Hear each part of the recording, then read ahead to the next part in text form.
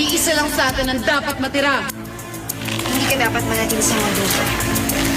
Ang mga negatibong enerhiyang kagaya mo dapat supilin!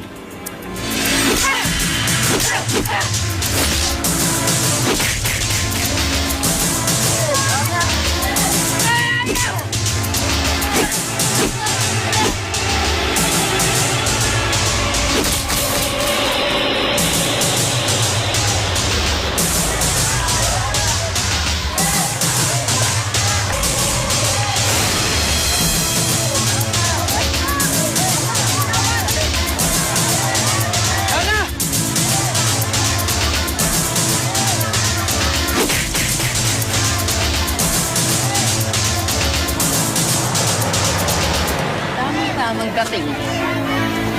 Sige! Subukan mo lumaban. Babalian ko tong lalaking pinakamamahal mo! Minsan mo nang pinagpalit ang kapangyarihan mo sa kanya. Huwag mo idami si Efren dito.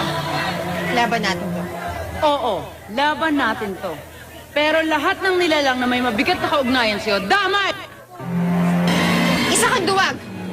Kumukuha ka ng proteksyon sa mga inosente. Tama lang na tinagal kita sa sistema ko. Hindi karapat-dapat maging bahagi ng pusong ninuman. Wala kang karapatang buraynak sa mundo! Wala! Meron! Dahil sa akin ka nang galing. Kung wala ko, wala ka rin. Ikaw ngayon ang mawawala kasama ang lalaking to. Papatayin ko ang lalaking to at ang iba pang inosenteng nilalang. Ibalik mo na ako sa katawan mo. Isuko mo sa akin ang kaluluwa mo at hayaan mo akong manaig sa katawan mo. O papatayin ko ang lalaking to. Ha? Darna, huwag kang makinig sa kanya. Magsisisyon ka na, Darna. Nag-aantay ako. Hindi magbabago ang desisyon ko. Hindi ako susuko sa'yo. Pwes, magpaalam ka na sa lalaking pinakamamahal mo.